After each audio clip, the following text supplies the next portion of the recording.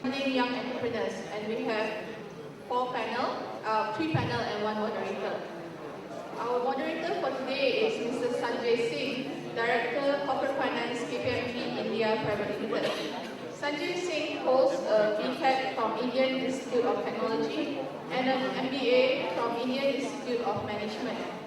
He is currently the Director of Corporate Finance at KPMG, where he advises clients on mergers and acquisitions, fundraising, as well as strategic alliance-related services. KPMG is a global financial service organization with focus on audit, tax, and advisory services. He is also a member of many industry associations. Among his personal interests include traveling, cricket, and chess. Our first panel for today is Mr. Sasha Mirchandani, founder and managing director of CAAYE Capital. Sasha is managing director and founder of CAAYE Capital and co-founder of Mumbai Angels and Bangalore Angels. Prior to this, Sasha was at Duran Ventures as MD for the India operations.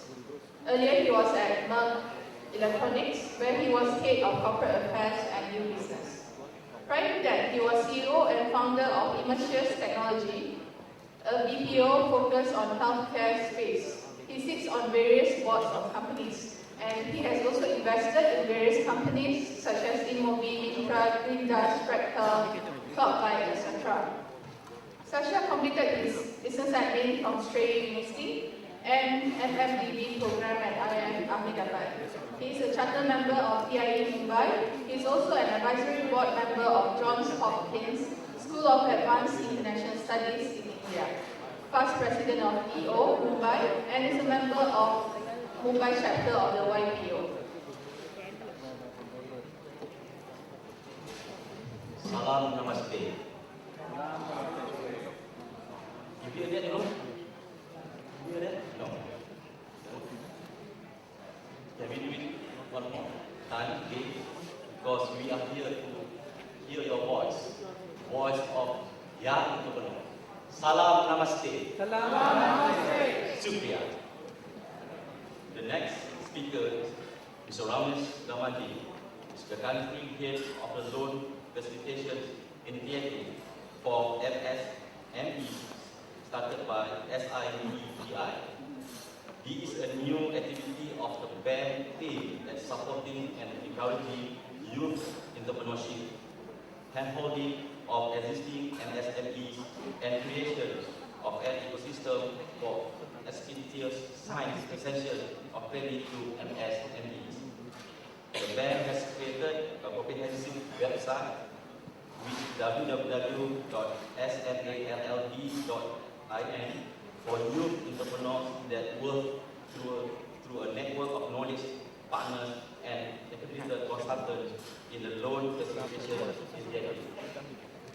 The next speaker is Mr. Damien Chua. Oh, I had dinner with him last night. So you came tonight, Mr. Damien. Damien Chua is the Chief Executive Officer of JD Resources Limited and is a RMIT University Executive MBA.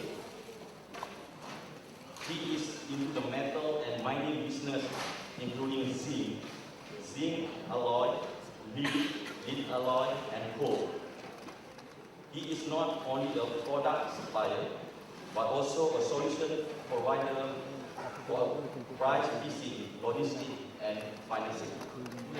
His company has a presence in 8 Asian countries and one of the largest zinc alloy suppliers in Southeast Asia, and is now entering into the Indian market. He is responsible for ensuring, capturing, and maintaining a leading market share in the metals market. His company is an agent to Nystar AG, the world's largest zinc alloy producer, a marketing partner to Hindustan Zinc Limited, world's second largest zinc producer in 2012, and also significantly increasing the presence of the latter in Southeast Asia. Damien happens to be the Asia Pacific Development Officer in JCI and is very active on international youth development projects. He is also active in Malaysia Penang State Youth Education Program. His interests including reading, traveling, golf, and scuba diving. Shukriya. Thank you. Hi, good afternoon, everyone. I know it's tough to attend this session immediately after lunch, but we'll try and make it interesting for you. So the way we want to conduct this session, what we'll try and do is, we'll have, I'll set the context for about 2 minutes. We'll have an initial round of comments from each of the panel members for about 3 to 4 minutes. And then we'll have a question that I will ask each of the panel members for around 20 minutes. And then I'll leave the floor open to the audience for questioning or clarifications to each of the panel members. So just to set the context for this session, funding young entrepreneurs, is a very interesting session that I'm privileged to moderate. Funding is, I would say, there is a triangle to promoting entrepreneurship. The first component of that triangle is the entrepreneur himself. The second is the government as a facilitator or a regulator. And the third and the most important, in my opinion, is the investor, who sees the potential in the entrepreneur's idea and dream and actually looks forward to funding it in a way or in a structure which promotes entrepreneurship. It is said that India will need $55 billion worth of angel and venture capital investment for next 10 years overall to actually promote the entrepreneurship and sustain the GDP growth in the country. We are still nascent compared to the most developed in this particular matter, the US as well as other countries like Israel and China. Just to give you some comparisons, 500 companies are incubated in India every year as compared to 8,000 in China. 150 new ventures were funded, estimated to be funded in 2011 by venture capital, compared to 60,000 ventures in the US. Clearly establishes that we have a long way to go. And however, the start in the last 5 years especially has been quite good. We have seen quite successful new ventures, and not necessarily only web-based ventures.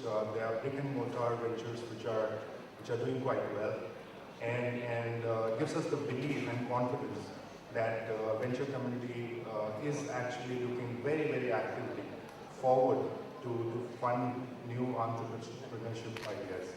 With that context, I'll come to Sasha for your opening remarks and views on funding young entrepreneurs. If you may share your ideas, views, your experience with the audience so far, and then we'll have subsequent.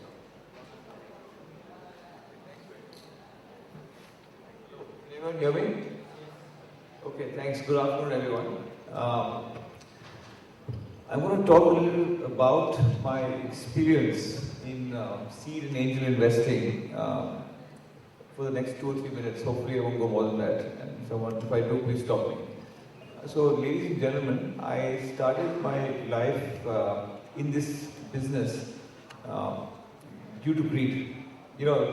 Most of you are very, very young in the audience, but in 1999, 2000, 2001, we had the dot-com craze, and I wanted to make a dot-com investment.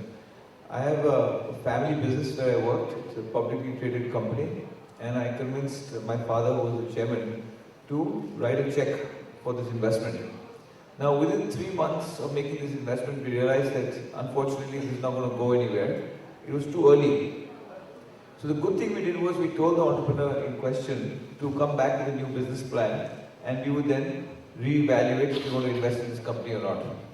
So they did come back with a better idea. We liked it, and we decided to go ahead with the investment. However, 2 months after that, my father decided to professionalize the board of his company, and he requested that the new board, when they came in, they said there is no synergy between the main business is consumer electronics, and this company was doing data mining analytics. So they said, you've got to hive off this business, sell it off. So I said, I've just funded it 3 months back, now what do I do? So I went and spoke to a few VC friends of mine. In those days, there were very few VCs in India. And the VC said, Sasha, this is too early. This is seed angel capital. So I said, okay, fine. So I ended up funding it myself, this particular company. And it became my first investment. We learned a lot, made many mistakes, made 1 or 2 more investments, made about 4 investments, made an exit. But by 2004, I was very busy running my own company, so I didn't have time to continue investing. So I stopped angel investing. I said, whatever I've done, I'm happy with, and I'll continue working on my own business. In 2006, ladies and gentlemen, I wanted to join an angel club. Some of you may know what an angel club is, a group of people who come together to invest in startups. And I went to the web looking for one. It was me and a friend of mine, and we were surprised that none existed. There was no angel club in the whole country, in the whole of India. So we co-founded the Mumbai Angels, which basically became a platform for young entrepreneurs. And now in less than 5 years, we've done about 15 investments so far through the Mumbai Angel platform. We've invested about $20 million. More importantly, we have like 8 exits. And some of our companies now are world-leading companies, competing Google and Apple. Not Apple, but Google, or Facebook for that matter. My whole career actually shifted. So I was working in my family business, then I was working for private equity. But now my day job is also a venture capital fund, which is primarily seed and early stage, which is K Capital.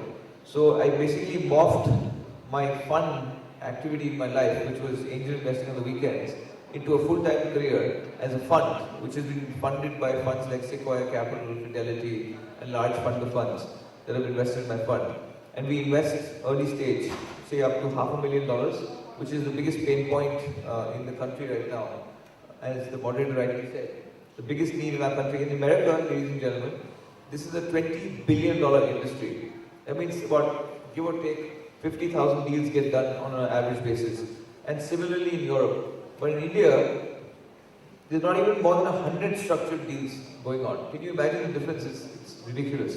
So obviously this is improving dramatically, and as we've seen in the last 5 years, this space has almost exploded. So this is great news for young people like you, because if you have ideas, you want to start companies, there's enough capital to go around now compared to even 2 or 3 years back. So that was my comments. We'll talk about it later. Thank you, Sasha, for your remarks. May I come to Mr. Syed for his remarks as well? Good afternoon. I work for BRAC Bank in Bangladesh, and it's an 11-year-old bank, it's a pretty young bank. And our focus has always been young, and in a country like Bangladesh, creation of employment is a big challenge. And so is access to finance, because you need collateral, you need years of experience. So to overcome that, in fact, BRAC Bank came into being. And though it's a commercial bank, the focus has always been SME, small medium enterprise. But we thought that small is the thing we need to focus on. And that's how we started. And we thought that if you do that, this will not only create employment, this is also basically become a vibrating thing for the economy, because SME is always the heart of an economy.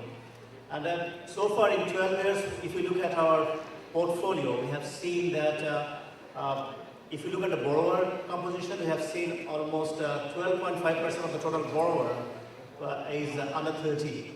Our total borrower number is about 150,000 borrowers. And the loan size is about $5,000 to $15,000. And what we have seen that 67% of them do trading, because we understand that trading basically helps people understand the nature of business, the dynamics of business, and then they get into the manufacturing other things. And we have also found that many of them, about 58% of our borrowers in that category, are repeat borrowers. So in the last 11 years, we have been able to educate them, and at the same time, we have also been able to address the documentation issue, the collateral issue, and we found that the customers are very happy, and we can see more and more young entrepreneurs, those really who want to do some business, are coming to us, and we are supporting. We have a lot of problems, but we have learned as well in the process. Thank you very much. Now, from a venture capitalist to a banker, who's actually lending some of the entrepreneurs to an entrepreneur himself. So may I come to Mr. Damien for his views? Thank you, Sanjay. Before I start, I just would like to say this to all the people here. Please do not address me as sir. It seems to be very odd when I hear people telling me sir here, sir there. You know? Just call my name. I'm Damien, okay? Especially those volunteers. You know, because why? I'm very active in the ground level with grassroots. So let's say if I were to differentiate myself as sir and you as like the other level, then we can't connect, okay? I would like to connect with you, definitely. I'm just one of the Tom, Dick and Harry on the street, okay? Just call me Damien. Okay, and basically, my company, I started with this metal trading company in 1998. And I actually happened to like slowly establish it and expand my business. And currently, actually, I also involved in advertising, energy, food and beverage. I own restaurants. I also into media business, metals, minerals, coal mining, and also property development. So, talking about this personal experience with this funding avenue. Actually, I just like to tell those aspiring young entrepreneurs here. It's like this. There are a few avenues actually. Firstly is that you can go through, let's say, your friends, family, and relatives. I call them as angels. And also, you can also go to the bank. I'm now surrounded by 2 or 3 bankers here. Better get myself. Better get myself ready here. And also, of course, you can go through those incubator or seed funding company, all right? Some private equity, and of course, venture capitalists, and of course, sometimes you can go on your own savings. And recently, I do found that this microfinancing actually coming into the picture, all right? So this can be one of the avenues that actually you can go through.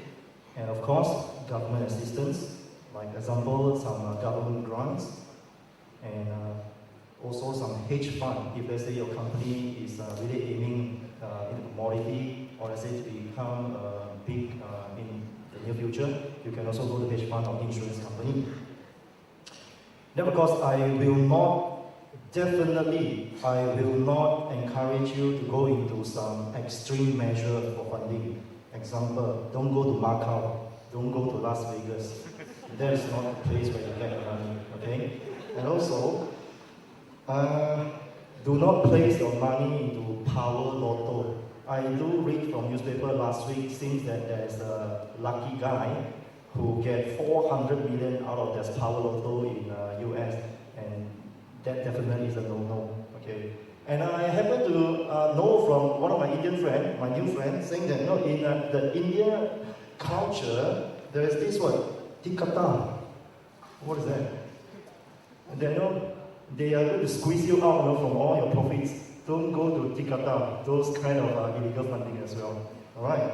So now, my personal experience with this funding avenue, I will later elaborate further, let's say if you were to throw me some questions. All right. Thank you, Sanjay. Sure. Thank you for some interesting tips for young entrepreneurs. Now, I come to Mr. Ramesh, comes from the lending side, from SIDBI, which is the Small Scale Industrial Development Bank of India, for his opening remarks. Yeah. Good evening, everybody.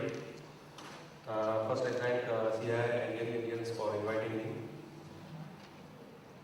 Why do we need to create an entrepreneurial environment, vibrant entrepreneurial in the country? As you know, India has got a lot of young population, and jobs are difficult to come. In fact, the Prime Minister some time back said, government can't give jobs, agriculture can't give jobs, so jobs have to come from somewhere else. So they have to come from industries. And industries, large industries have their capacity, they can't take, or they rather want to take as less as possible. So we require industries, small industries. And that's how SIGBI, as an apex development financial institution of the country, is focused on developing small industries and that too from young entrepreneurs. We are very focused to develop young entrepreneurs. Now, as far as young entrepreneurs is concerned, we look at it a little holistically. As a lender, we have a lot of pluses on our side to look at the whole gamut. First thing is, we create awareness about entrepreneurship. Then we handhold them. We have, at various clusters, we have stationed people known as knowledge partners who support entrepreneurs, existing as well as young entrepreneurs. We have a comprehensive website called smallb.in, which gives entire information that is required by entrepreneurs. Now, coming to funding, let me tell you, there is no dearth of funding. In fact, every bank you see, they will say, I want to fund SMEs, I want to fund small entrepreneurs, I want to fund new entrepreneurs. But the point is, there is a market and there is a market for funding, but there is a lot of gap in between. And this gap we are trying to bridge. Now, as far as our funding is concerned, angels are one, like he said, friends, first comes the family, friends and fools, the first level. Then the second level comes the angels and others. Then we have debt. And as I said, for debt funding, there is no dearth of debt funding. We have, government has come out with a number of schemes for funding. In fact, some of you from India would be knowing that we have come out with what is called as a Credit Guarantee Fund, trust scheme, wherein most of these small entrepreneurs, when they go for seeking funding, the bankers ask for collateral security, they ask for guarantees. Now, most of the people don't have this kind of guarantees. So we have come out with a fund up to 1 crore rupees. We can fund, we can give a guarantee for these, and that's how they'll be young entrepreneurs. In fact, SIGBI also has one more scheme for technology people, technology entrepreneurs. We have a startup scheme wherein we give equity type of assistance and quasi-equity type of assistance for setting up of small-scale industries. We are actively working with a number of angels like the Mumbai Angels and Indian Angels to support young entrepreneurs. While they give equity or quasi-equity, we give them debt funding. That's how. So, in a brief nutshell, is that what bankers are looking at it is that they want bankable proposals. So it is a duty how we get these bankable proposals, of course, either we support them or they come out with proper bankable proposals for funding. Thank you. Thanks a lot, Ramesh, for your remarks. Now may I come to Sasha? Part of my job is to interact with entrepreneurs in my day-to-day life, and very often I've heard, especially from entrepreneurs who are yet to generate positive cash flows in cities which are not Mumbai, Bangalore, Calcutta, first 5 or 6 cities in India.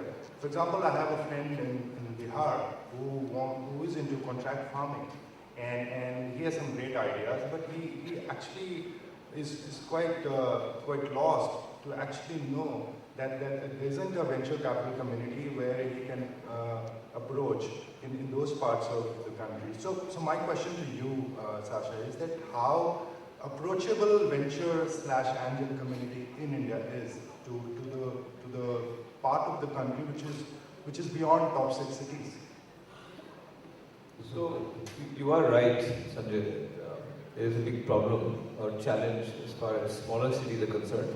It's just that generally VC firms are built as small entities with 3, 4, 5, 6, 7, 8 people. And India is large amount of cities and small towns where young entrepreneurs have great ideas, but there is no access to people who write these checks. So some of the things we do is we try, for example, we get called to small towns to speak. If possible, we try and do it, because the only way to do it is go out there and meet younger people, go to events like this. So there's entrepreneurs in the audience in smaller towns. We then use that opportunity to meet with them and see if we can take the discussion further. Of course, that's not the best way to do it. My advice, Sanjay, to young people like this is always come to a reference. So if someone's in New York can find me in Bombay, then I'm sure if you're in Bihar, you can find me. LinkedIn is probably the best way to go. Just write an email. I respond to every LinkedIn message that comes to me, even if it takes me hours. And if the idea has merit, all it is a PowerPoint, right? And we have one conversation. And subsequent to that, I'll be happy to have you come and visit in Bombay or come and visit you in your hometown. So we have met people from smaller towns, not as much as we like, but the more innovative entrepreneurs have found access to people like me. Sure.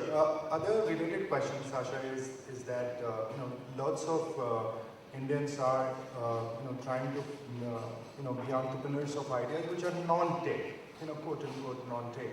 It could be clean energy, it could be sanitation, it could be healthcare. Now, do VCs actually bring the understanding of some of those areas which are non-tech as well?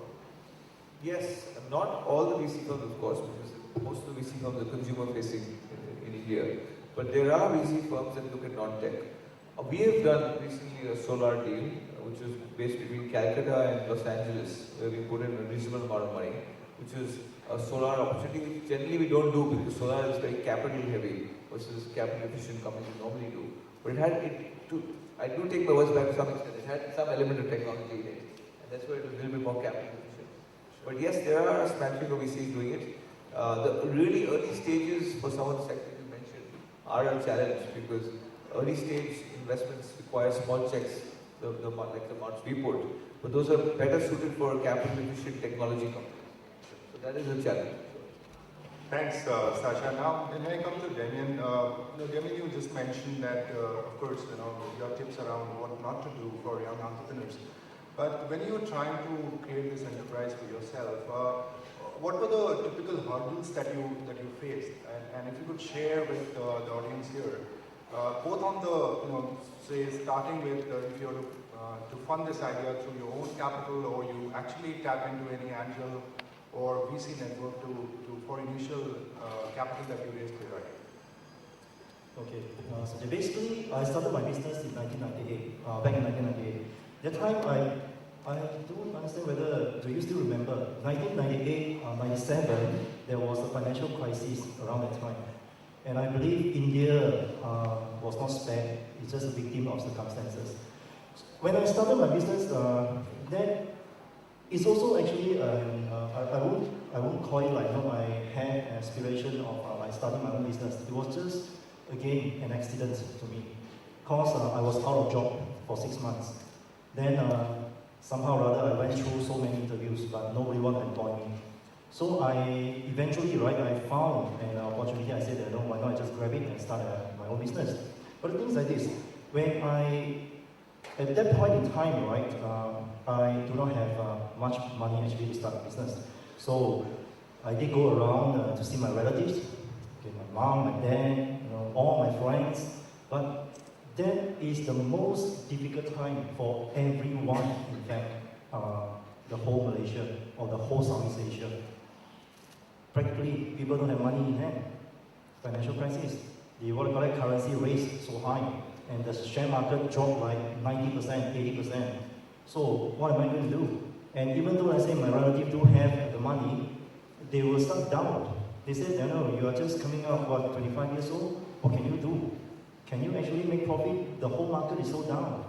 So what I did was that, I just had a little bit of money with me, and I actually invested, because at the time I saw that really the opportunity is there. I still remember the date was 2nd September 1998. I placed, I won't say a bet, but whatever I had in my pocket, a few thousand, went into the share market, bought up some cheap financial stocks, and within a month, it appreciated about 10 times. It just comes like that. Again, another accident, okay? So with that, together with my father, he actually pledged the house to the bank and tried to get some finance out of that, and I managed to start a business. That is actually how I started. So you can see, for young entrepreneurs, sometimes it's not easy actually when you're trying to get funding, unless you do have your own savings. At that point in time also, I went to the bank, in fact, but I don't mean to offend my two panelists here. The bank doesn't help at all. Okay? Just to put it this way, they practically ask a lot of questions and putting in those so-called ridiculous terms and conditions that I had to achieve. So I just don't clap. Okay, the relationship between me and the bank is a love-hate feeling. Okay, I hate the bank. I can tell you. Sorry, my family is there. But I love the bank too, because why I hate them is because whenever I go to them and request for something, they will most likely, I would say most likely 99.9% turn you down. Okay, I love the banks because if I don't have them, I cannot grow to what I have today. Yeah, so that's my story. Thanks, Damien.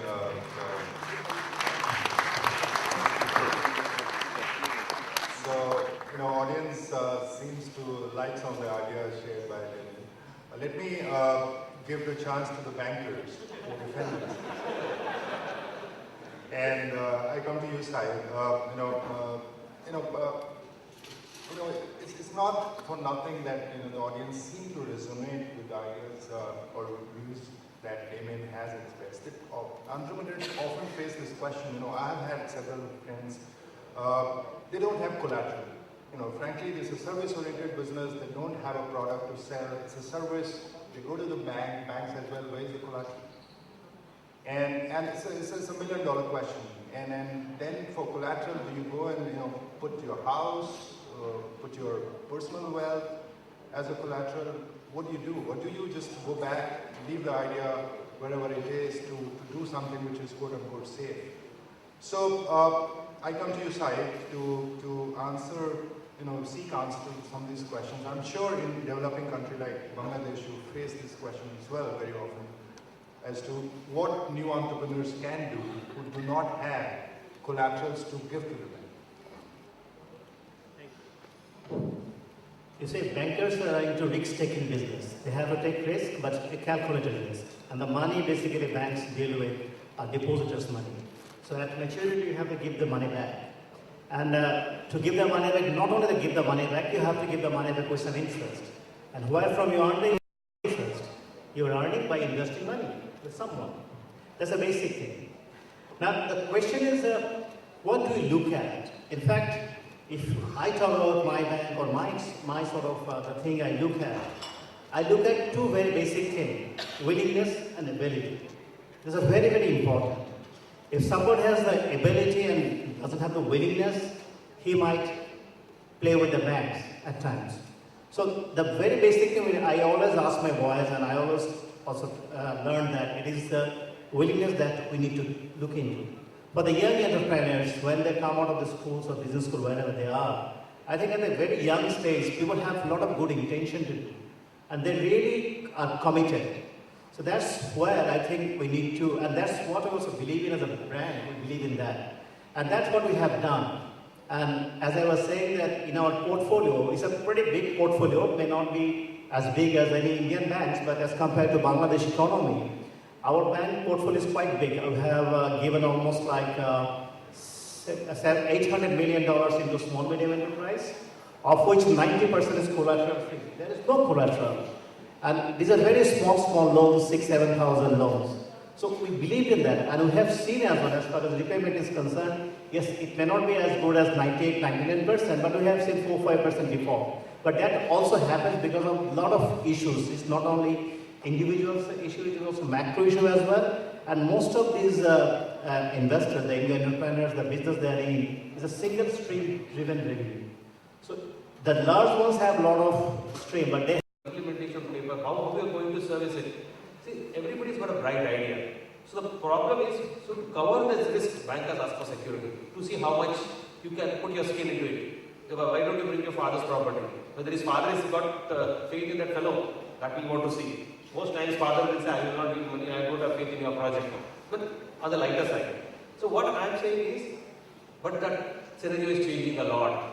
Really changing. Now bankers are looking at it more progressively. In fact, City has also got this as a credit guarantee fund up to $200,000, that is up to 1 crore Indian rupees. We give without collateral. Rather, we give collateral rather on behalf of the promoter. So the scenario is changing. But my whole thing is, when you have a proposal, make it bankable. Go to a professional, sit with him, and when you go, you have to convince the banker. The banker is not interested in collaterals. Basically, the collateral doesn't give back his money. He wants repayment. Like you said, willingness and ability is one thing, but how do you put it on paper? That's the key. Sure. So I think bankers defended themselves. Yeah, louder clap. Don't worry. There is one friend of mine who recently said that you've taken money from the bank and you can't give them the interest or the principal back. You have a problem. What you could do is that you could borrow more by any means, and then bank will have a problem. So this is one way to actually transfer the risk back to the bank. But let me come to Sasha once again. In the US, Sasha, and you spend time in the US, you would know more than anybody else that academia plays a very important role. Institutions, of higher learning actually incubate many of the startups in the US and in Europe.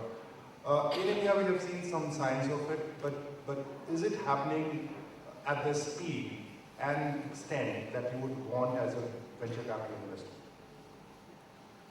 Sanjay, as you rightly said, it has started now in India. All the IITs, IIMs now, at least most of them have incubator cells that are being run quite efficiently actually. I'm quite happy with the performance of these incubators. And over the last 5-7 years, I've seen better and better companies come out of the system. The tier below has also started now putting incubators in place. Unfortunately, mixed results. Some institutes in Delhi, etc., have put up some pretty interesting incubators where we've seen some very good companies come out. But to your specific question, clearly nowhere near the speed that it should be and should be across the length and breadth of this country. And you mentioned entrepreneur in Bihar, for example. If a university there could put together a world-class incubator, he or she could create a company which could be a world-class company, say in Bihar. They get incubated by the university. But if they do a shoddy job of that, obviously the poor fellow will not be able to do it. So I think there's a long way to go, but it's up and running. At least it's certainly better than the last 3 or 4 years back. Mr. Ramesh, let me come back to you. Government of India has mandated banks to do priority sector lending to MSME, as they call micro, small, and medium enterprises. However, common understanding is that banks lend it to MSME sector because they have to, not necessarily because they want to. And so I just needed your comments on this particular thing as to are banks, SIDBI included, looking to actually go actively seek opportunities to help some of these entrepreneurs, across length and breadth of the country, and not actually do it because they are mandated to do it.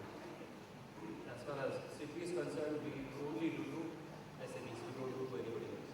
So we have no choice. So as far as other banks are concerned, see, if you really look at it, the rate of interest which is charged, if you have to charge to a large scale unit or a blue chip company, that it is what we call base rate in India. That's a minimum to the prime person. It is very low. So you get a few basis points above that. But for an SMEs, you can even charge 300 basis point, 400 basis point, and they are willing to pay.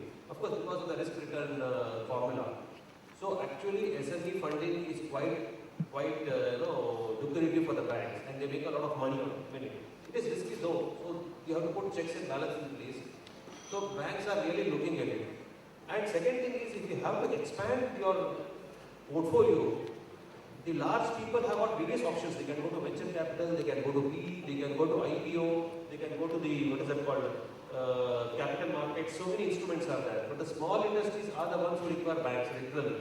So banks are very well trying to see the number of banks that are co-sponsoring you. You will understand that banks are really looking at it as a market. SMEs are the market of banks.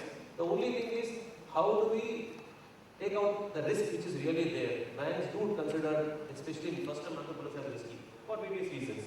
So we are also looking at it. SIDBI as a development institution is now setting up an ecosystem in place which will help demystify the whole thing and remove some kind of risk out of the first-time lending. So going forward, I think this SME lending is going to be very good. Sure. I come to you, Syed.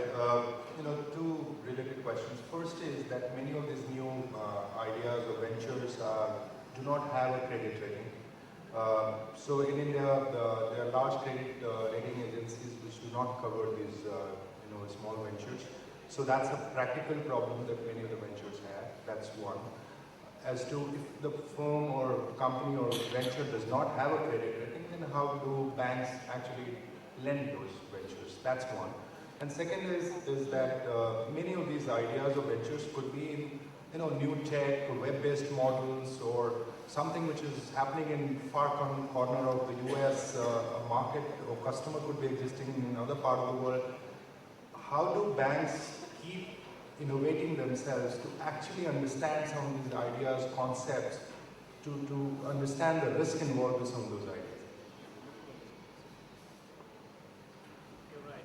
In fact, as far as rating is concerned, the large corporates or large companies are being rated. The small ones haven't yet got the rating. What banks do, like in our case, what we have done, we have got 400 SME unit offices across the country. And there we have got people. They move around. They try to source the investors, like entrepreneurs. So in the process, and while doing that, they also get to know about an individual from his peer group, from the community, that helps us getting some level of information about that person. As I was saying, that also gives a perspective, what was his behavior like, how he is paying his utility, how he is paying his rent, and other things. That basically gives some sort of idea about the individuals. That's very, very important. And also, we also try to understand, as I was saying before as well, what projects he is getting into, whether it has got any potential, how it is being related to the macro things or the economic requirement of the country as well. So these are the few things we look at in absence of rating, but in the process that increases the cost of doing business. That's why you will see that in many of the cases there are some noises that why banks do charge higher rate to the SME customers or MSME customer. This is because of that, because doing business in this particular segment is very, very high. And because it is nothing but supervised credit, when you do not have collateral, it is absolutely supervised credit. In terms of other things, the new technology and ideas, how do banks really play a part here? You see, as far as we are concerned with commercial banks, here we have very little role to play in terms of educating customers, like the technology and other things. But what we try to do, we try to build a bridge between, like there are some exporters, software exporters, there are some buyers we have, there are some inquiry coming to us. We try to build them with our customers so that they can do certain things together. And we have also built up like, we have built an e-commerce platform. So that anybody who possibly is doing something at a remote place, but he doesn't have any sort of distribution channel to distribute his good. But what we have done, we have sort of built up an aggregator, and through them, they sort of sell their things using the e-commerce platform. So that's how basically we do get it done. But as you know that there are some roles up to which you really can do your things as a commercial bank, and otherwise your cost of doing business is going to go up. These are the things which possibly can be done by SME Foundation or certain government bodies who really can help in terms of making or getting the new ideas into the entrepreneurs. Thanks, Syed. Damien, we wanted to ask this question that it's again a very subjective question that every entrepreneur needs to answer during his journey or her journey as to when to tap into external capital, whether it could be debt or equity, which is the time, which is the right time to actually go to an investor, say, well, I've got an idea. Should fund till what time? And it could be an angel investor to venture capital to actually private equity to public market. So, given your personal experience, would you tell us as to, in your opinion, perhaps there is no right or wrong answer here, but what has been your experience as to when one taps into the external capital? Okay, Sanjay, this is a very good question, and also it's a very challenging one. But anyway, I have the answer. Okay. Let put it this way, I would like to share my own experience with you, so that you know actually through my experience, but that definitely it cannot be said that it cannot be like fixed into a certain model for you guys, but just for a reference for you to, let's say, consider. Like I myself, I started my business in 1998, so I told you my story just now. I did go to the bank, but the thing is that the bank says that, okay, in order for us to lend you, I need, say, 100,000 from you in order to lend you 100,000. Hello? Do I need that? If I had the 100,000, I'll do my own business anyway. So, what? I can't depend on bank, I know that. So, I have my own savings, I have my own investment returns, and my father's so-called lending from the bank. Then later on, okay, there's a milestone. My first milestone is that, in 2002, I turned my so-called this enterprise business into a private limited. So that time, because I see the opportunity comes, that I had to grow bigger. So what I did is that I actually go to my, how should I say, my future brother-in-law at that point in time. Since I had to marry his sister, he know that I can't run away. So he put the money into my company. Okay? So that is my first so-called milestone. That's my first milestone. Then the moral of the story is that I'm not asking you to marry someone in order to get access to the funding, okay? So my moral of standing is that, okay, you must build the trust and the confidence, all right? So with whoever, your friends, let's say so-called those angels, your family, your relatives, so that they see the potential in you. Then by the time when you actually need the financing, they will be more than willing to actually provide you and help you actually to launch your dream. Then, my next milestone actually came again. I need a bigger expansion. Then I go to the bank because at the time I see that I already can achieve about $1 million US of revenue a month. So I really need, I'm very hungry for capital right now. But the thing is that with this, my track record for the past so many years and good debtor and credit control, just for your information, I'm actually a chartered accountant. So I do know how to manage my own finance and my accounting records. So with all this, right, I go to the bank and also I'm a good Samaritan. I pay tax. I don't avoid tax, okay? They actually just offer me 300,000 for me to achieve a 12 million revenue kind of business. Do you think this is enough? So again, I say I'm already struggling actually to achieve 12 million by whatever that I had. I hope that the bank can actually help me, but it didn't come. But however, I just take the offer. Then it came again. My next my next milestone. We already achieved about 50 million at the time in 2007. 50 million US dollar of revenue. Okay? And guess what? I go to the bank again. Okay. But this time, the local bank has no appetite at all in 2007. You know what? 2007, right? When the bank in Malaysia sees that this US, in fact, the bubble burst, the Freddie Mae case, then coming to the AIA case and all those things, right? So they start to tighten up. So the local bank actually don't have any appetite at all to finance me. But at that point in time, because my company already grew beyond SME, so I actually went to see some international banker. But do you know? And the reply is very simply this.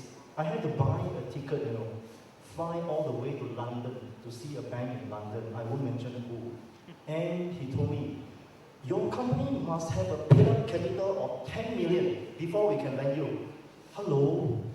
If I have that 10 million, do I need to come and see you? If I come and see you, in fact, I will in fact ask you, do you need 10 million from me?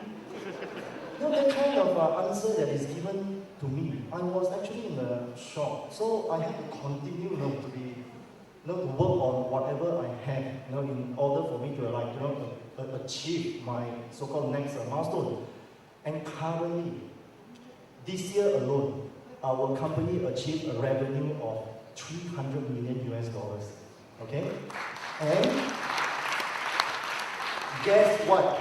This is what I love the bank right now. I don't know by when actually, this bank come to know about my company and think that I'm so handsome. They come and call me and telling me, Damien, can I lend you like 25 million without collateral, and immediately if you need some capital, we can release like 5 million for you to do some trading without having any accounts with us. That kind of things happen. So now, my moral of story is this. Okay, when you deal with the bank, expect the unexpected. So just be patient. You just need to be patient. You don't get frustrated because the bank exists to frustrate you. So don't be, right? And also, my next point is build a good track record. Remember that, build a good track record, because what I think is this way.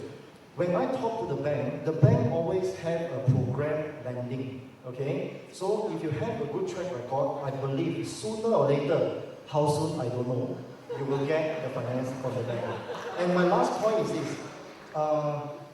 You stay with your existing bank. Okay, stay with your existing bank, because what I see is this, relationship is always very important. I don't know about the Western world, but the Eastern world, I do feel it that way.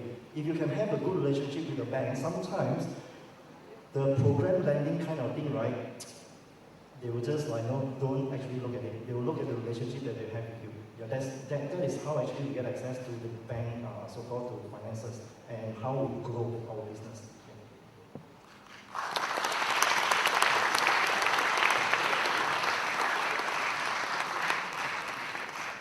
So, Damien's love-hate relationship with the banks continue. I'll come to you, Sasha, one final time, and then I'll leave the floor open to the audience. On the equity side, many of the entrepreneurs confide in us that, venture capital community is being greedy. They ask for too much of equity. They're trying to make sure that they take advantage of us. They're asking for too many rights. These rights we have never heard of. Board seat is fine, but they're asking about, drag-along rights, tag-along rights. All these rights are very funny to us. We don't understand these rights. They are telling us that in 3 years, if we do not provide us the exit, then we can drag you to a third party to sell. So, what's your comment on some of these allegations against the venture capital?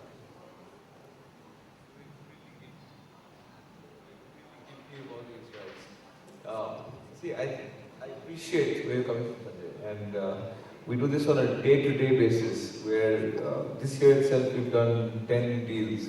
So 10 times we've spent time with entrepreneurs from February to December, and as we speak we have 3 or 4 deals that we're hopefully closing over the weekend or early next week, before the end of this year. And we go through this with every single company. I completely hate documents. Once we sign, I've very rarely in my life even seen these documents. So you would say, why do you then do them? Over the course of my 13-year career investing, the challenge is not the entrepreneur, it's the next round of financing and the next round of financing. If you don't have these rights in place, the next round that comes in will take advantage of you. For example, if I put $500,000 in your company and it does well, and there's a requirement for $5 million, if I don't have a pro rata right to put more capital, then the next VC will grab that share and want to put the entire $5 million. I'm just giving you one, or like Sanjay said, drag along. You see, we are institutional funds, so we have a time limit to close the fund. You're an entrepreneur, you love your business, you want to run it forever. But when we enter, we sit with you and say, hold on, we have a timeline for this. It's a reasonable timeline. It could be 6, 7, 8 years. But at that point, we need to come together to exit our shares. If we don't, how do we return our capital to our investors? So we have to have the dragon line. At the end of the day, we have a time limit as well. So, there are lots of other terms and conditions that, if you ask me, are useless. These are lawyers that are making all the money at the end of the day. Neither are we making the money, neither is the entrepreneur making the money. Can you imagine in a startup company to spend 4, 5, 6 lakhs on a term sheet? Is a crime, as far as I'm concerned. And that's sad. in the valley, they've evolved, valley in the sense of Silicon Valley, they've evolved to a stage where term sheets are now like one page, like a one-page note, very simple, or a convertible note. In India, it's still a little bit more bureaucratic, but we're working towards it, and hopefully over the next year or two, we should have far more efficient term sheets. But having said that, I don't see a day where we can remove these rights that easily. We have constraints in the structure of the industry, actually. Sure. Now, with that, I would open the floor to the audience. Feel free to, raise your hands and ask questions. If you have mics, please spread them around. Please raise your hands and feel free to ask questions. Lady at the back.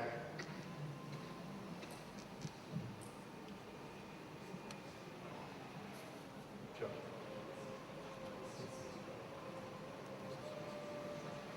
Sure. This whole session is being streamed live, so you could send your questions online as well, which will get passed on to us, and we'll ask those questions to the four gentlemen here. But yeah, go ahead. Hello. So my name is Sharmin Elias. I'm from India. And my question is for the panels, of course. And I don't want you guys to be diplomatic over it, because my question is such. My question is that what are the areas, okay, let me put it this way. Are you wanting to invest if an entrepreneur from India wants to work for a project in Pakistan? That's a tricky one. Yes, that's why I said I don't want you guys to be diplomatic. Sure, we'll start with Sasha. Yeah, our fund has no rules as far as limiting borders is concerned. We can do about 80 to 90% of our deals have to be in India, and the remaining 20% can be global. So if there is a deal in Pakistan, you find, please refer to me. I'll be happy to go. I haven't been. Sure, sir. I'll surely come to you. I'll be happy to go. Thank you. Thank you so much, sir. One of the bankers, if you were to lend one of the projects which have execution in Pakistan. To you, Ramesh. Hello.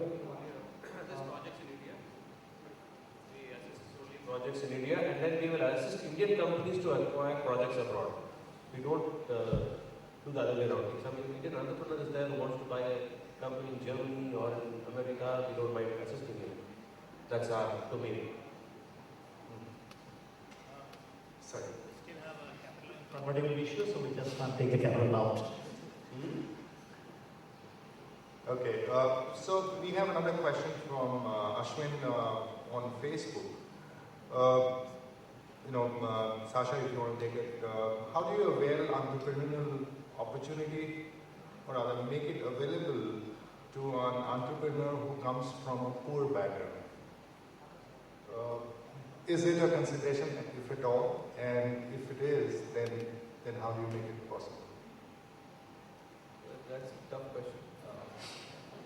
The idea is that everybody starts somewhere. Remember one thing, ladies and gentlemen. Think of people in our country like the Tata family or the Birla family. Think of the first startup 100 years back. Was he rich or poor? My guess is he was relatively poor. That was the first Mr. Birla or the first Mr. whatever. So, people say, oh, he's born rich, but if you go back in history, the first patriarch of the family generally, I would say poor per se, but not someone with means to start a business. But he or she put his sleeves up, her sleeves up, rolled them up, and started a business.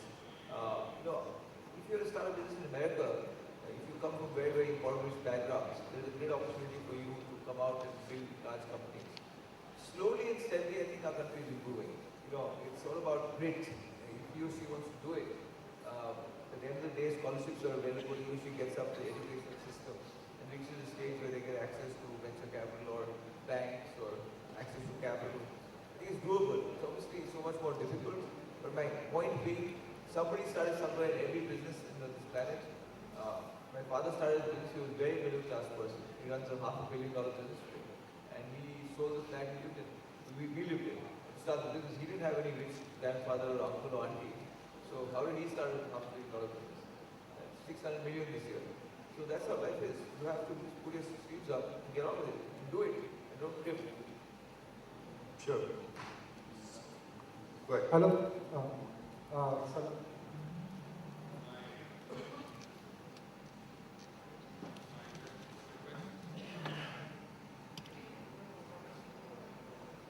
Hello.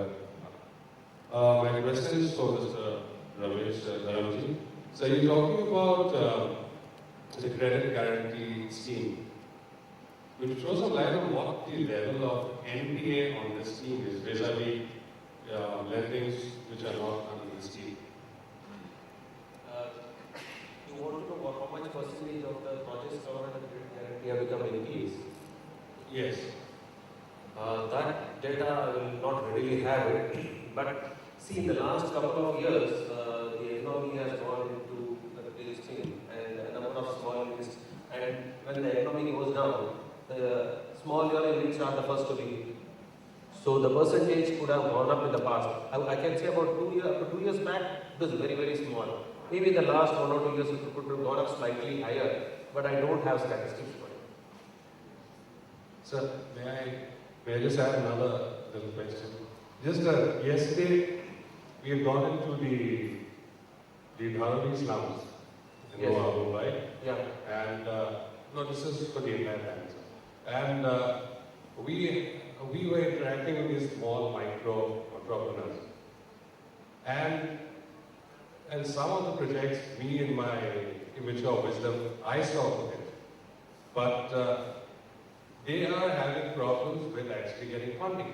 They've been to banks, but I'm told there's something called negative area in Bombay, so they fall into the negative area or something of that sort.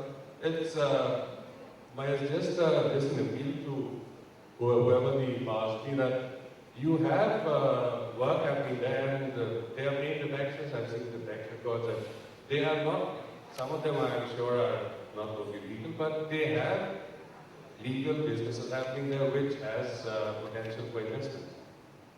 I'll answer this question. Yeah. See, as I also know that in Dharavi there are a number of units and business is done in hundreds of crores. Export itself is I think 7,000, 8,000 crores. But the point is when you look prima facie, businesses look illegal. But when you really for a banker, if you put yourself in our shoes, for a banker, he requires balance, whether he is owner of that place, how many years is going to be there, whether he has got an electricity connection which is pakka, whether he is paying taxes, whether he has got a pakka bank account. See, these are some of the small due diligence which have to be done. The KYC norms are there. Where does he stay? Does he have something to prove? See, sometimes it is easy to start a small business and try. But when it really, you want to take a bank loan, you have to create some records, create some, things for yourself. As a banker, I feel there is a tremendous opportunity in these places.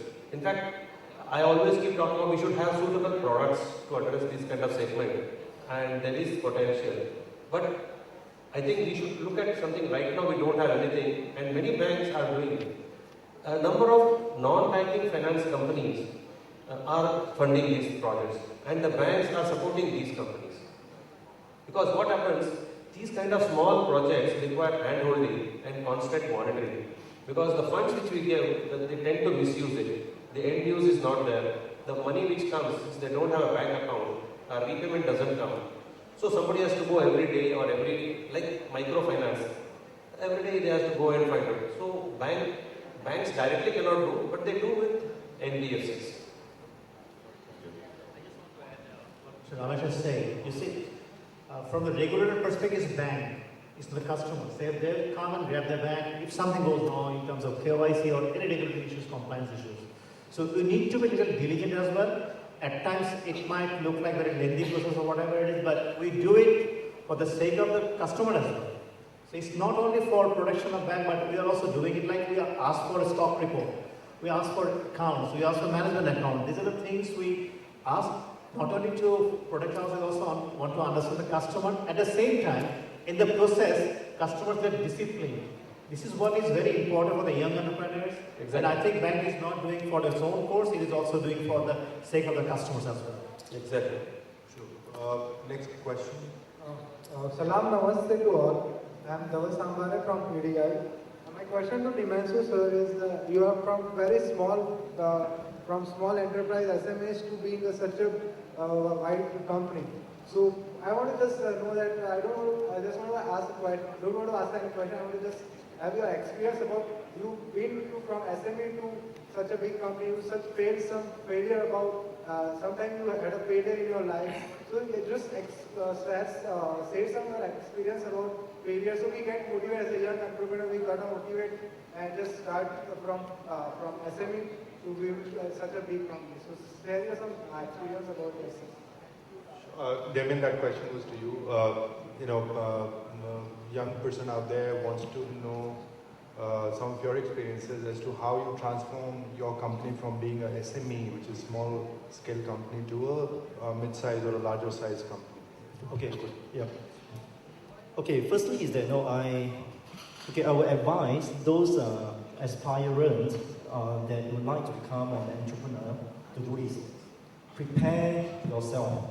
Prepare yourself in the sense that, you see, for me, right, if I can recall, actually I started doing business, so-called business, during my secondary school years.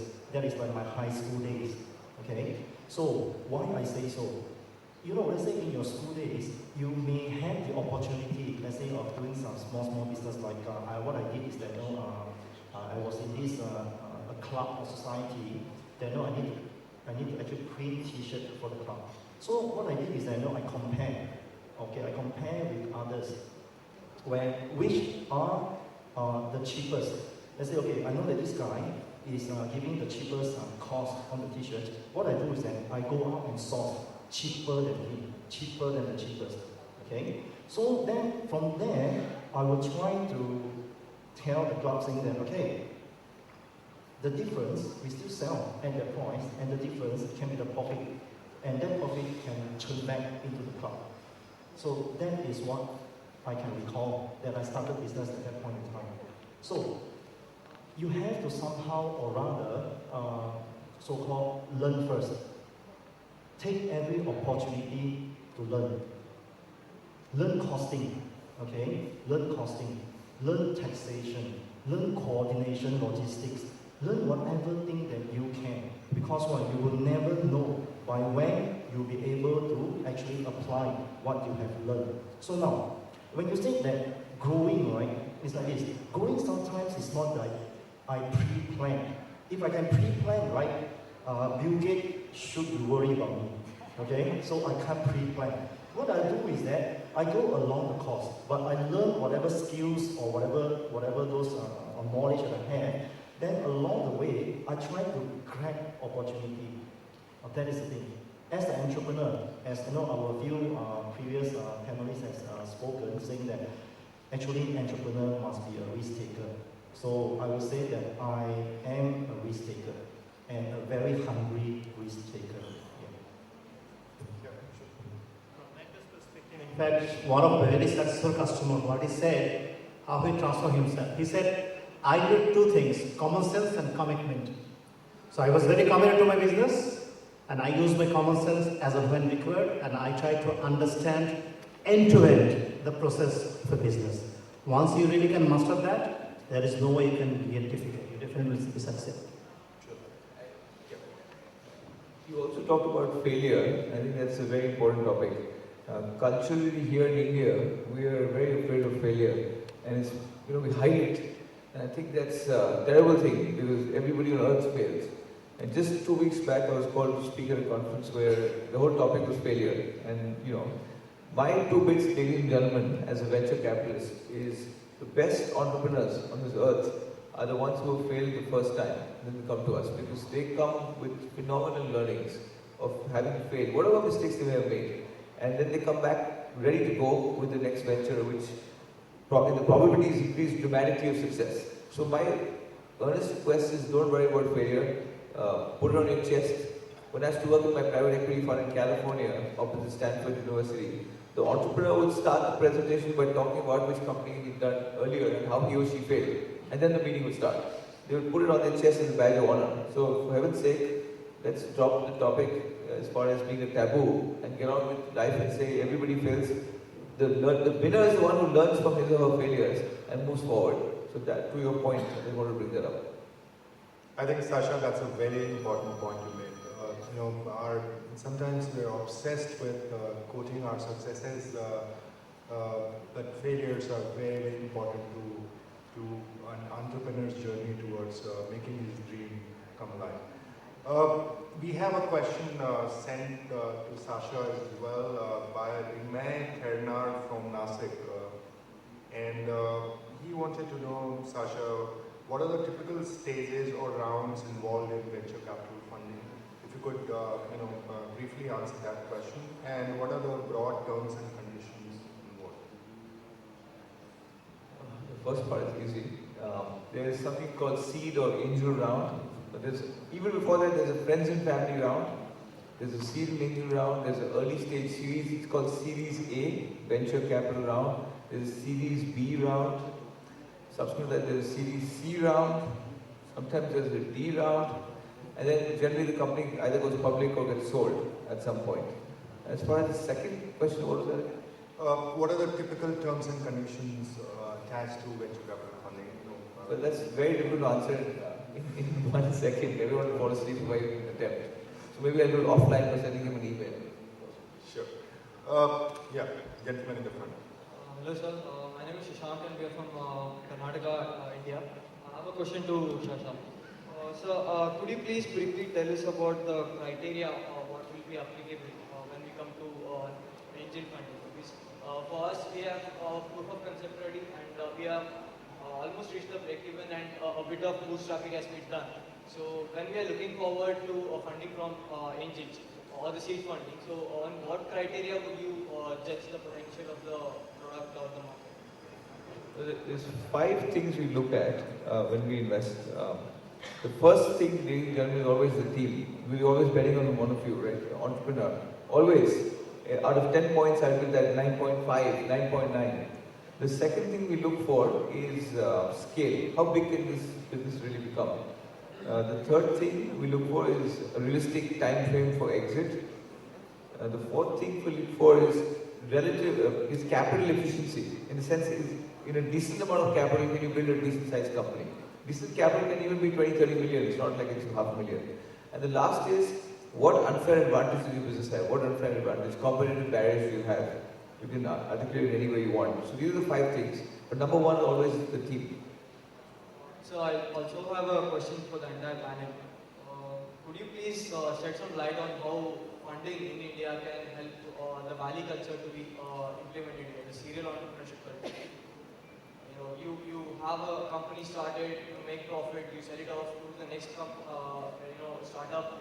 You don't cling to an idea as a whole. You just keep on going, jumping from one entrepreneurship idea to the other. So how can funding? So today in Mumbai, in our network, we have 150 members, and we have at least 5 people who are already serial entrepreneurs. So we've started companies, sold them, and now they're looking at the next one. So I'll give you some names so I can remember. Shravan Shroff, who sold Fame, the movie theatre chain. He's a member of Mumbai Indians. There's a gentleman by the name of Sanjay Kamlani. He sold his company Pangea 3 for $100 million to Reuters. And there's a couple more, I don't remember, very old, but there are 3-4 more people in our network who've already sold their first companies and are now ready for the second companies going forward. So it's a great start. It's early days, but I'm talking about only our network. The rest of the panel can add on. Sure, you want to add? No, I don't have any. It just has started, so nothing big in our country as yet. So I just can't share. Sure. Gentleman in the back, the white shirt. You want to ask a question? Sorry, it's just a bit of a comment and question to the panel is picking up on what Damien said earlier about learning and skills. So we've got a failure rate of startups in the UK of 67% will fail within the first 18 months. And a lot of the reason why banks and other sources of funding won't enter startups is because the individual doesn't have the right skill sets when they go into the pitch. I'm sure you see it in VC funding as well as angel investment. And I think that the best lesson I ever achieved, I'm sure it's one day that you often tell people, or you've been told, or you've heard, surround yourself with people who are better than you. Don't ever believe that you know everything about every area of the business. You might have a fantastic idea, and trust me, I meet entrepreneurs, and I personally think I've got great ideas. But because I don't have the right skill sets, those ideas have failed. And I think the best thing you can ever do is open yourself up and be willing to talk to your peer group and individuals around you, younger or older, male or female, different ethnic groups. And just that, just surround yourself with people who are better than you. Because trust me, when you look at some of the best entrepreneurs, Bill Gates, he surrounded himself with Steve Ballmer. He's an excellent chief exec. Gates will admit he is not a particularly good chief exec. You've got Richard Branson in relation to Virgin Atlantic surrounds himself with Steve Ridgway as his chief exec. You really have got to surround. I personally believe surround yourself with people who are better than you and create the skill set around you. And is just any thoughts that the panel might have on that actually? Thank you. I was at a panel discussion with a gentleman by the name of Ray Lane. Ray Lane, ladies and gentlemen, used to be president of Oracle worldwide, and currently is the managing partner of Kleiner Perkins, probably one of the best VC firms on earth. So Ray said that Kleiner did a study, and to see why some of the companies failed and succeeded, and obviously many reasons came out of that. One of the key reasons that came out of the success or failure of these companies was the first 3 employees after the founder. So the entrepreneurs who took average people for the first 3 to 5 employees versus the entrepreneurs who took outstanding people actually failed. So your point is absolutely 100% accurate. So my point is, once you start your company, ideally take outstanding people who are substantially better than you, because everyone in the community say, hold on, how did Kunal joined so-and-so company? He must have been something great in this company, and Kunal obviously should be a rock star. And then Sonali will come, and before you know it, you have 30 or 40 A-star people, and you're done. You're set. And that's a very difficult thing to do. It's easy for me to say on the panel, but the entrepreneurs who do that, as you rightly said, they win. So make sure that people are better than you. Don't get threatened, because at the end of the day, you control the equity of your company. You will make the most money at the end of the day. You look at Google. It's just whenever I go to Mountain View, I'm just amazed at the talent of those people. It's mind-blowing. And they're the best company in the world with people. Apple does well. There's great people there, but Steve Jobs is dragging that company. He unfortunately passed away. Long term, I think Google will do better because it's full of super smart people. It's very important. I just want to add on this, Alex, on this statement, is that you don't only actually prepare yourself by learning all the skills and knowledge that you have. You also, let's say, if you wish to become an entrepreneur, put it this way, you can have very great or big dreams. You can, but please make sure that your feet stay on the ground. You don't think that the next day that you start the business, you are going to be like Bill Gates. It's not possible. Please remember, Bill Gates also started from a garage. All right. So what you do is that you can have a very big dream, but step by step. I personally have this experience is that when I achieve my next milestone, it takes me several years, 4, 5, 6 years. But the later on, right, all my milestones only take me 9 months, 6 months. I achieve my next steps. So remember, your first milestone always is very difficult to achieve, but please keep your feet on the ground. Salam Namaste. My name is Damien from Malaysia. I have 2 questions. First, I would like to seek some advice and recommend from Mr. Sasha. What is the idea and harmony ratio for the angels and as well for the entrepreneurs? Normally, entrepreneurs willing to give more, but perhaps there is some ratio that is healthy and harmony for both parties. That's the first question.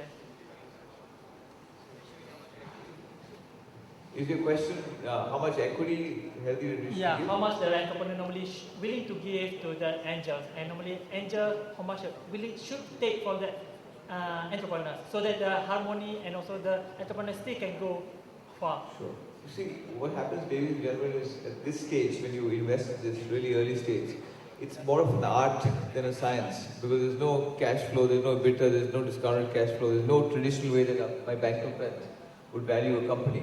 So it all comes down to the angel investor, seed investor, venture capitalist sitting down with you in a room. So what happens is there are lots of ways to do this, and one of the best ways is to look at comps. When I mean comps, I mean comparisons. So there's deals in that sector are done at a certain valuation. So you get a fair idea that people with this background, with this particular skill set, are getting this sort of valuation. So a ballpark of that is where this whole figure falls. So generally anywhere from, for $500,000 generally in India, the thumb rule is about 25% of the company. Thank you very much. And my second question is to the bankers. So normally if we have a project, let's say 100%, so for 1 million, so normally bank won't give us 100%, they give us less or maybe even lesser. But if bank don't give us 100%, why the bank still expect us to pay 100%? So maybe there's a tip on this, maybe there's something about this that we should know more about that. You know, bank never give us 100%, so or maybe it's something about this that we should know as a Thank you very much. Of course, as Damien said, that banks always make us frustrated, but perhaps something you can say on that. Sorry. Bank really wants to do 100%. The problem is the bank has to keep some protection. Because as I was saying, that bank cannot lend 100% of its money is getting from the depositors. Bank is lending only, it depends from the country to country. So, and at the same time, banks also keep some protection because in case of any eventualities, which definitely will happen to some of the people. So that's why, if I have understood it correctly, that's why bank tries to keep some protection. That's a buffer. A cushion they definitely will try to keep. The second thing is, you should have your skin in the business. If everything bank does, then you don't have commitment. You can just walk off saying that this doesn't work. You give the key with me and walk off. But you should have your skin in the business. You should feel commitment should be there. That's why bank insists. The second point is, if you see any enterprise, you have to see the margins. Whether that, if you take 100%, whether you can service it, maybe doubtful. Most businesses will not be able to service it. So you require your contribution, which you will probably get as return subsequently. But initially you will pay off the bank loans. That's the reason there is a debt equity. Yeah, more gentlemen in the back. Good evening, gentlemen, and special thanks to Mr. Mirchandani because of you, today I know that investors do exist. Because earlier I thought they are just mythical creatures. So my question is, I'm a management student, and I have a couple of proposals that I took many places. Like I am associated with a couple of young entrepreneurial programs. But what help have I got up till now is I've got some mentors who are ready to help me with the ideas. I mean, I have an idea, they are just giving some finishings. So the thing is, the things that have my B plans or my proposals have fetched me on some prizes or some appreciations that really don't matter because there's the money. So I have tried myself by going through some websites like angelininvestors.com and some seed capitals. I've even tried registering with them. I've even made a couple of calls to them that I have a business plan, would you be interested in investing? So they just say, the website says seedinvestment.com and they are saying, no, we don't invest in seeds. If you have something on the table and if the capital is working, then we are ready to invest. They are not ready to invest in the B plan. The mentor that I've got from, that's a very big institution, organization that helps the young entrepreneurs, he told me that usually investors don't invest in business ideas. So the thing that you can do is, you can get some money of your own and then you start a business and then we try to find some investors. The thing is, I don't have any money. My father or anybody doesn't have any money from where I can fetch. I can't invest in a lottery or anything. So the thing is, where will I get a hold of a real investor where I can talk to that person, I can go to the office, I can talk to that person that this is my B plan and are you ready to invest in this? I want to know that. Thank you so much. So like Damien, please don't call me Mr. Mirchandani. I know I have white hair, but I'm not that old. So Sasha, good question. I think the biggest challenge in our country is that this industry of investing in really early stage companies is not even a decade old. So in my view, we're 1.0. The game has not even started. I mean, if you ask me, very qualified entrepreneurs never got funded in this country simply because there was no industry as far as, they were mostly family businesses that funded family businesses. So when my family business and I funded an outside entrepreneur, it was considered crazy. So you need some mavericks, you need some crazy people like me to take a chance. Now, to your specific question, if you look at the US, the biggest and most successful entrepreneurs in the last 20 years have been student entrepreneurs. We all know the names, Zuckerberg, Gates, all these guys are studying, they're all folklore. Everyone in this room knows, I don't have to bore you with that, right? But the point is, you need one person to break through. And one youngster like you breaks through, and at the end of the day, and when I say breakthrough, I mean a youngster like you breaks through, you get funded, and then all the VCs will come and say, hold on, you don't need to be a graduate from IIT to get a check from an angel investor. You can be in the third year and still get out and get capital and build a phenomenal company like Facebook or whatever it may be. It really doesn't matter. So my point to you is, why it can't be you? It can be anyone in this world. So it can be you, it could be anyone else. Be positive, keep going at it. The number one thing for an entrepreneur is the acceptance of no. When I started my fund, I'm an entrepreneur, many people said no to me. No, I can't give you money for the fund to invest. So the only thing I can do is move on and say, okay, thanks for your time, and move on. I'm sure there'll be somebody else. It took me a year and a half to raise my fund. I went across the entire planet, including to countries like Luxembourg, where there's 1 million people. But the point is, I knew that I believed in the plan, and I was at it, and I got it done. So similarly, if you believe in your business, there will always be somebody around who will believe in you. The only thing is, you have to do it again and again and again and again. When my father started his business, he went 90 times to Glaxo, 90. And the 90th time, the guy said, okay, here, take the order. And now it's 600 million. If you had stopped at the 89th, I don't know what you'd be doing today. So that's why you win in life, and be persistent. Yes, sir. The thing is, I'm motivated by your words, no doubt. But the thing is, are there any buildings made up of brick and mortar where I can go and I can actually talk to that person? This is the thing. Whether he or she rejects, not an issue. I'll go to some other person. But are there any, because I make a call and they say no, we don't invest in you. So are there any? Yeah, I'll tell you, we've done 11 deals this year, and every single one of them, I said 10 of them have been pre-revenue. So we can show you the deals, you can meet the people, they live flesh, and introduce you to these individuals. Feel free to come to the office, it's right here at Diamond Point.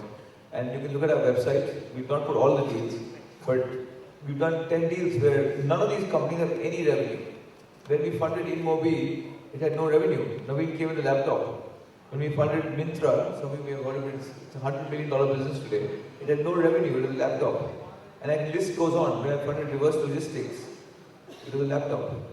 So it depended on the entrepreneur, and we bet on them, and the rest is history. So, sir, in short, should I come down to your office with my proposals? Sure. Feel free anytime. And you get it. Thank you, sir.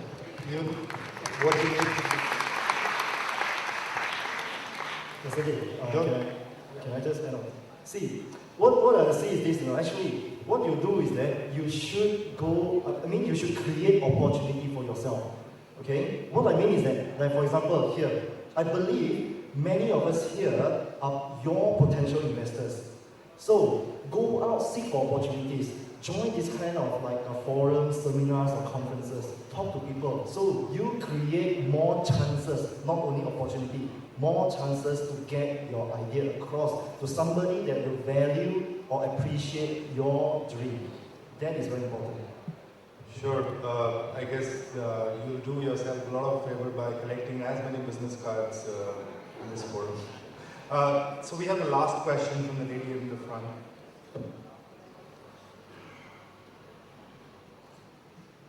Thank you. Actually, the last question made me think of this.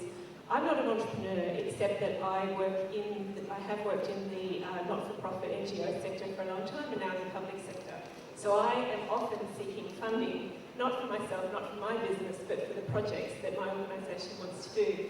And it strikes me that there's a lot of similarities. And when I first started going out and looking for funding, it took me a while to realise that it wasn't good enough to be very passionate about the cause, the product, the program. I had to actually research who else might be passionate about that program. And then actually think about how am I going to present my program, my project, to this person in a way that presses their buttons and resonates with them. So just listening to this, it strikes me that it's very similar, and I just wonder how many startup, young, new entrepreneurs who've never really been out on the circuit looking for money before don't actually realise how important it is to do the background research, to find the organisations and the investors who are interested in your kind of work, your kind of business, thinking about how you're going to present that to them in a way that really appeals, and actually how you present yourself so that you're not coming across as desperate or needy or urgent or anything else that might actually make your potential investor worry about giving you some of their money. I'd be interested in your thoughts on that. So with that, those remarks were really appreciated. So with that, we'll come to an end of this very, very interesting session. We had amazing response from the audience. Thank all the panel members, Sasha, Syed, Damien, Mr. Ramesh. Fantastic insight on the commonly seen issues around entrepreneurship, and I hope that it was fruitful to the audience. Look forward to remaining engaged with all of you. Thanks a lot. Thank you very much to the panel. On behalf of Young Indians and CAAYE, we'd like to present a memento as a token of our appreciation for your time and interaction with the audience. I'd like to call upon our co-chair for YI Next Practices, Mr. Rohit Kontia from the Hyderabad chapter, to pass on a book on Young Indians, the change we want to be. Thank you very much.